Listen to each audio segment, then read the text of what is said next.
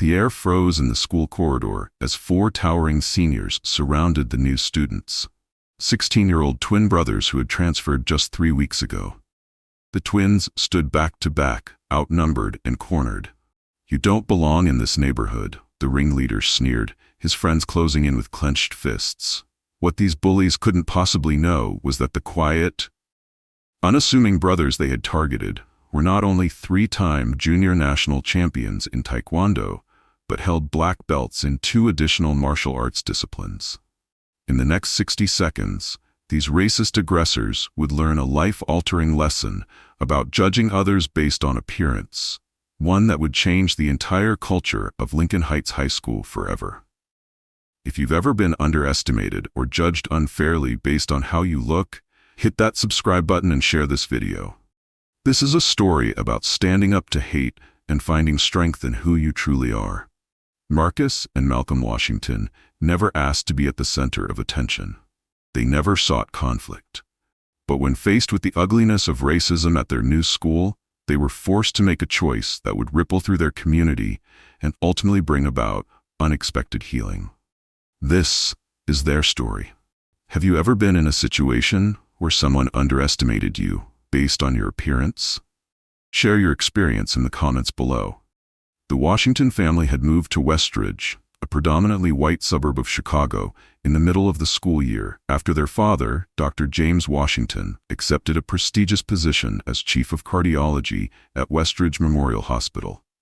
Their mother, Gabrielle Washington, was a best-selling author and professor of African American literature who had been offered a tenured position at the nearby university. The family was accomplished, educated, and accustomed to excellence. But none of that mattered on a cold February morning when the twins walked into Lincoln Heights High School for the first time. All anyone saw were 2 black teenagers entering a space that, for generations, had been almost exclusively white. The twins had faced subtle racism before, but nothing like what awaited them at Lincoln Heights. From the moment they stepped through those doors, they were met with suspicious glances, exaggerated distance in the hallways, and whispered comments just loud enough to be heard. "I don't see why they had to come to our school," one student muttered on their first day. "Probably some diversity program," another replied with a dismissive snort. Marcus and Malcolm had been raised to hold their heads high despite such ignorance. They focused on their studies, keeping to themselves and navigating the hostile environment with quiet dignity. Both brothers excelled academically. Malcolm was a mathematics prodigy who had already been approached by MIT, while Marcus had a gift for languages and could speak 5 fluently. But their academic gifts were matched by another talent, one invisible to their new classmates. Since the age of 4, the Washington twins had trained intensively in martial arts under the guidance of their grandfather, a former Olympic competitor. They held black belts in Taekwondo, Judo, and Hapkido, and had competed nationally and internationally, accumulating a wall of trophies that they never mentioned to anyone at their new school. "We don't train to intimidate," their grandfather had taught them. "We train for discipline, for focus, for the mastery of self." True strength lies in restraint. For 3 weeks, the twins had honored their grandfather's philosophy, absorbing the microaggressions and thinly veiled hostility without reaction. They ate lunch alone, worked on group projects alone when no one would partner with them, and quietly excelled in class, despite teachers who seemed surprised by their articulate responses and thorough preparation. But tensions had been building among a group of seniors, the self-proclaimed kings of Lincoln Heights High, led by Brett Donovan, whose father was a wealthy real estate developer and major donor to the school. Brett and his friends had watched the twins with growing resentment, interpreting their quiet confidence as arrogance, their academic success as somehow unfair, their very presence as an intrusion. Have you ever witnessed bullying based on race or appearance? What did you do? Share your thoughts in the comments. On this particular Wednesday, the confrontation that had been brewing for weeks finally boiled over. As Marcus and Malcolm walked toward the library during their free period, they found their path blocked by Brett and 3 of his friends. Well, if it isn't the charity cases," Brett said, loud enough for other students in the hallway to hear. The corridor quickly emptied as other teenagers sensed trouble and made themselves scarce. No one wanted to be associated with whatever was about to happen. The twins stopped, their expressions neutral. They said nothing, which only seemed to infuriate Brett more. "What's wrong? Don't speak English?" Brett taunted. "Or are you just not as smart as everyone thinks you are?" Malcolm shifted slightly, positioning himself so that he and his brother stood back to back, a subtle defensive stance that went unnoticed by their aggressors, but spoke volumes about their training. "We're trying to get to the library," Marcus said calmly. "We don't want any trouble." Brett stepped closer, invading Marcus's personal space. "Well, trouble found you. See, some of us think you don't belong here. This isn't your neighborhood, your school, or your world." The other boys spread out, forming a tighter circle around the twins. One of them, a lacrosse player named Tyler, cracked his knuckles for dramatic effect. "You need to understand how things work here," Brett continued. "You two have been walking around like you own the place, showing up the rest of us in class, acting like you're better than everyone." "We're just trying to get an education," Malcolm replied, his voice steady despite the escalating tension. "Same as you." Brett's face darkened. "No, not the same as me. Nothing about you is the same as me, and it's time you learned your place." He shoved Marcus hard, clearly expecting the slighter boy to stumble backward or fall. Instead, Marcus absorbed the push with a subtle shift in weight that would have been instantly recognizable to anyone with martial arts training. His body barely moved. The lack of expected reaction confused Brett momentarily, but anger quickly replaced his confusion. He nodded to his friends. "Teach them a lesson.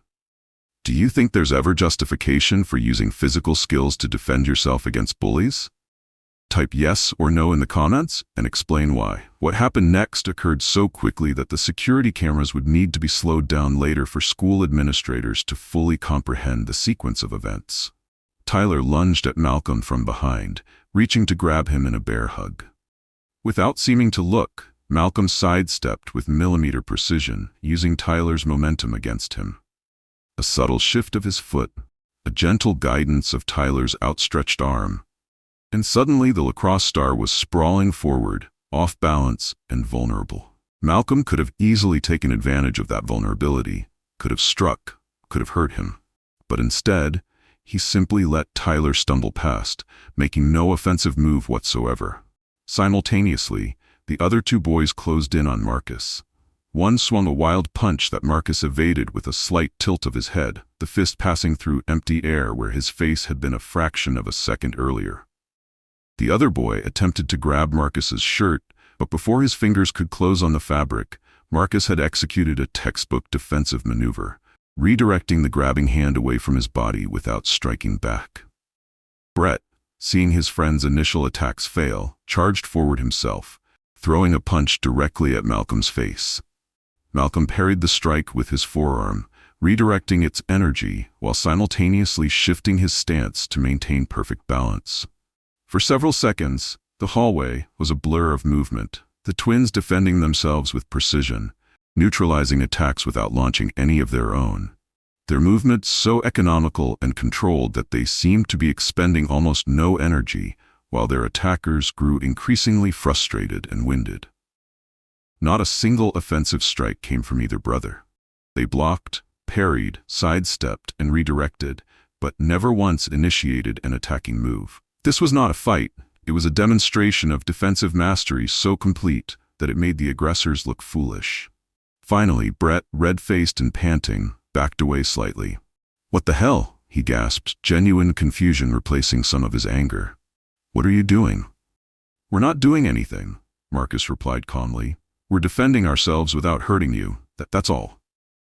"What are you, some kind of kung fu freaks?" Tyler demanded, trying to hide his growing unease with bravado. Malcolm shook his head.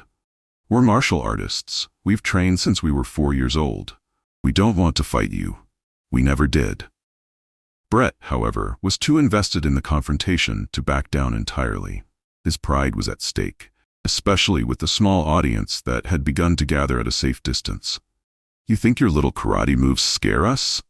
he snarled, though the uncertainty in his voice betrayed him. "It's not about scaring anyone," Marcus explained, his voice still remarkably composed. It's about self-respect and discipline. The first rule we ever learned was that a true martial artist avoids conflict whenever possible. But you can't avoid this, Brett insisted, though with noticeably less conviction. You're outnumbered. Malcolm's expression remained neutral. Numbers don't matter when you're in the wrong. Have you ever seen someone's confidence completely change a threatening situation? Share your story in the comments. What none of them had noticed was that the commotion had drawn attention. Miss Rivera, the assistant principal, had been alerted by a student and was now standing at the end of the hallway, watching the scene unfold. Rather than intervene immediately, she observed, taking in the 4 aggressive seniors and the twins' remarkable restraint. Brett, unaware of her presence, made one final attempt to salvage his dominance. You may have your fancy moves, but this isn't over. You still don't belong here, and nothing's going to change that. Marcus and Malcolm exchanged a glance, some unspoken communication passing between them. Then Marcus spoke, loudly enough for everyone watching to hear clearly. Actually, we do belong here. Just like everyone else belongs here. That's the whole point. This school isn't yours to decide who belongs and who doesn't. It's for everyone who wants to learn and grow and become better people. He paused, looking Brett directly in the eyes. But right now, the only ones who don't seem to belong are bullies who think intimidation makes them powerful. A few scattered murmurs of agreement came from the gathered students, growing louder as more voices joined in. Brett looked around, suddenly aware that the dynamic had shifted. The crowd wasn't on his side anymore, if they ever truly had been. That's quite enough, Miss Rivera finally announced, stepping forward. Brett, Tyler, Jason, and Connor, my office now. Marcus and Malcolm, I'd like to speak with you as well, but separately. As the Donovan and his friends were led away, several students approached the twins. That was incredible, one girl said. Where did you learn to move like that? You could have destroyed them, but you didn't even throw a punch, added another student with genuine admiration. Our grandfather always taught us that the true measure of mastery isn't how much damage you can inflict, Malcolm explained, but how much damage you can prevent. If someone tried to bully you today, would you know how to handle it? Drop a comment below if you think schools should teach basic self-defense, and don't forget to subscribe for more stories about overcoming adversity. In Miss Rivera's office, the Washington twins explained their background in martial arts and their commitment to using their skills only for defense, never aggression. The assistant principal listened intently, occasionally glancing at the security footage playing silently on her computer monitor. In all my years in education, she finally said, I've never seen such restraint in the face of provocation. You could have seriously hurt those boys, but you chose not to.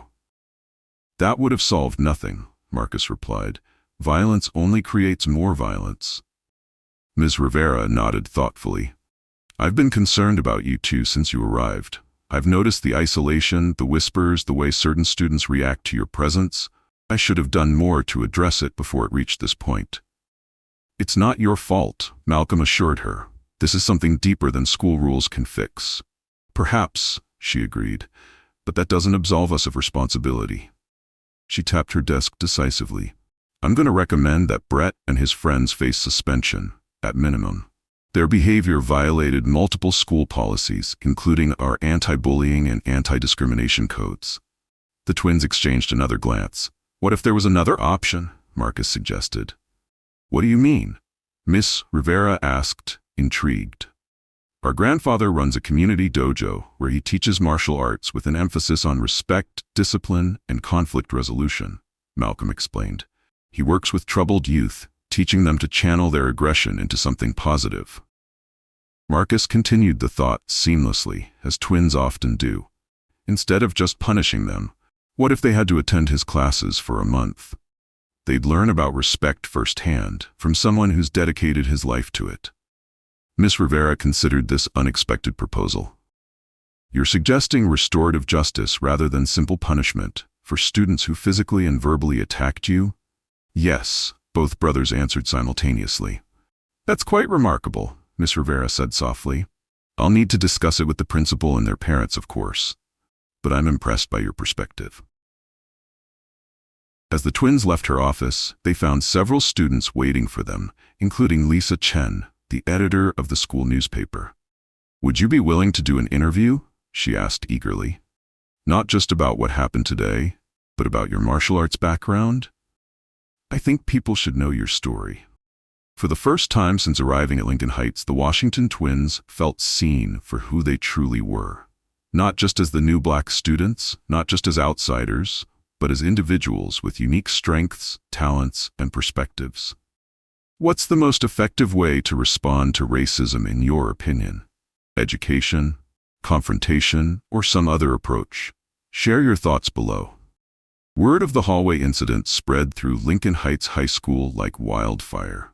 By the end of the day, dozens of students who had previously avoided the Washington twins were approaching them with questions about martial arts, their previous tournaments, and their training philosophy. What began as curiosity about their physical skills opened the door to broader conversations and genuine connections. The following week, the school newspaper published Lisa Chen's interview with Marcus and Malcolm.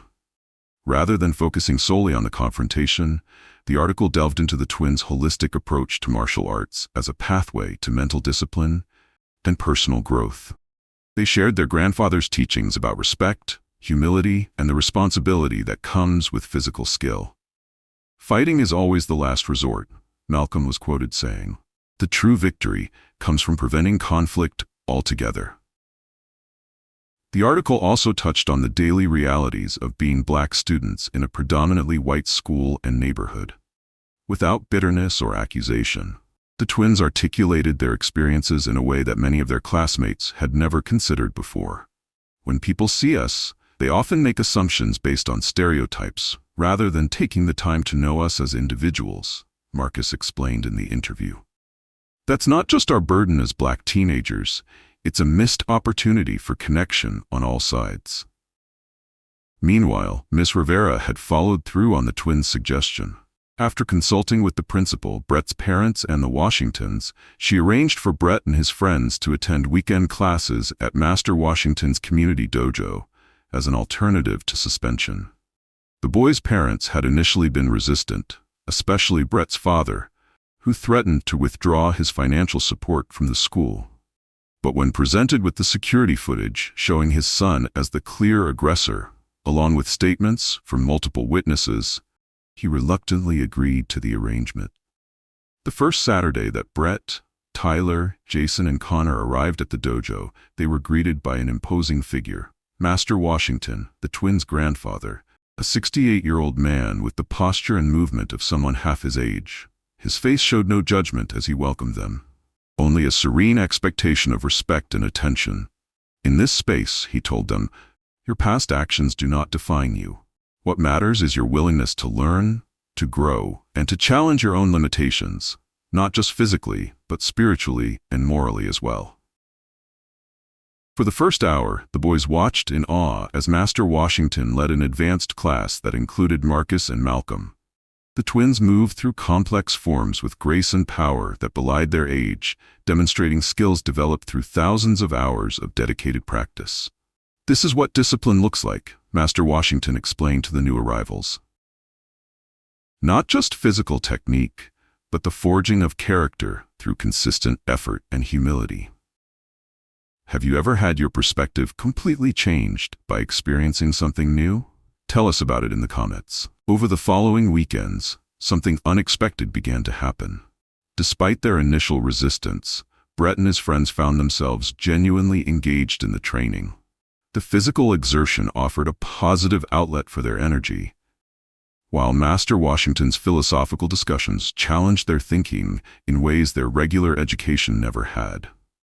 Master Washington paired them with various students from diverse backgrounds, young and old, male and female, from every racial and socioeconomic group in the community. On the training mat, artificial hierarchies dissolved. Skill, respect, and effort were the only currencies that held value. By the third weekend, Brett approached Malcolm during a water break, awkwardness evident in his posture. "I've been thinking about what your grandfather said about empathy being a form of strength," he said hesitantly. "I never really considered. I didn't understand." Malcolm nodded, allowing Brett the space to find his words. I guess what I'm trying to say is that I'm sorry, Brett finally managed. For what happened at school, but also for how I've thought about people who don't look like me or come from the same background. Your grandfather called it poverty of perspective, and I think he's right. The apology wasn't perfect, but it was genuine. The beginning of a shift in consciousness that would continue to evolve over time. Back at Lincoln Heights, the change in school culture was gradual but undeniable. The twins began receiving invitations to study groups and lunch tables. Other students who had felt marginalized found their courage to speak up, creating a ripple effect of inclusion that extended beyond racial lines. Dr. Washington, seeing the impact of his son's experience, approached the school board about establishing a conflict resolution program based on martial arts principles. With support from several parents, including, surprisingly, Brett's father, who had been impressed by the changes he observed in his son, the program was approved for implementation the following school year. 6 weeks after the hallway incident, Lincoln Heights held its annual talent showcase. For the first time in the school's history, the Washington twins participated, performing a synchronized martial arts demonstration that left the audience in stunned silence before erupting into the night's most enthusiastic applause. But the most powerful moment came after their performance, when Brett Donovan approached the microphone. Before the next act, he said, his voice uncharacteristically humble, I want to say something. He turned toward Marcus and Malcolm. A few weeks ago, I tried to make these guys feel like they didn't belong here. I was wrong, not just about them, but about what this school should be. They had every right to hurt me that day, but instead they showed me what real strength looks like. The auditorium fell silent, the unexpected confession creating a palpable tension. I'm still learning, Brett continued, and I'm going to make mistakes, but I'm grateful for the chance to become better. He paused, then added, and for what it's worth, I'm sorry. Not just to Marcus and Malcolm, but to anyone I've made feel unwelcome or less than. That's not who I want to be anymore. As Brett stepped away from the microphone, Dr. and Mrs. Washington exchanged a look of pride that had nothing to do with their son's athletic performance and everything to do with the impact their character had made on the community. Has someone's forgiveness ever changed your life? Or have you forgiven someone and seen them transform? Share your story in the comments. By the end of the school year, the Washington twins were no longer seen as outsiders at Lincoln Heights. Malcolm had started a math tutoring program that attracted students across all social groups, while Marcus had founded a multicultural awareness club that became one of the most popular extracurricular activities. Brett and his former friends had dissolved their exclusionary clique, integrating into the broader student community in healthier ways. Brett continued his training at Master Washington's dojo, eventually earning his yellow belt and volunteering with younger students. The school itself had undergone a transformation. Incidents of bullying decreased by 47% according to administrative records. The diversity of student participation in clubs, sports, and leadership positions increased significantly. When the yearbook was published, it featured a 2-page spread titled Unity Through Respect, showcasing the martial arts-based conflict resolution program that would be implemented the following fall. For their part, Marcus and Malcolm never sought credit for these changes. When asked about their role in the school's transformation during their final interview with the student newspaper, Malcolm simply said, "Change happens when people are ready for it. We were just in the right place at the right time." And, Marcus added with a smile, "We had the right training for the moment." Their grandfather, reading the article in his dojo, nodded with satisfaction. The twins had embodied his most important teaching. True martial arts was never about winning fights. It was about creating harmony where discord once existed. They had faced hatred without becoming hateful, encountered violence without becoming violent, and ultimately transformed an enemy into a friend through the quiet power of their example. The Washington twins would graduate the following year with full scholarships to prestigious universities. Brett would be accepted to a college he once wouldn't have considered, because it wasn't exclusive enough, choosing it specifically for its diverse student body and community engagement programs. And Lincoln Heights High School would continue the legacy that began with that confrontation in the hallway, becoming recognized regionally for its innovative approach to conflict resolution and cultural inclusion. Sometimes the most powerful response to hatred isn't more hatred. Sometimes it's the calm confidence that comes from knowing exactly who you are and refusing to let anyone else's limitations define you. Sometimes it's having the skill to fight and the wisdom to find another way. If this story inspired you, please hit that subscribe button and share it with someone who needs to hear it. Remember that real strength isn't about dominating others. It's about lifting them up, even when they don't deserve it. Especially when they don't deserve it. Because in the end, the Washington Twins didn't just defend themselves against bullies. They defended the possibility of a better community for everyone, including those who once tried to exclude them from it. Have you ever turned an enemy into a friend? What's your story of transformation? Share it in the comments below.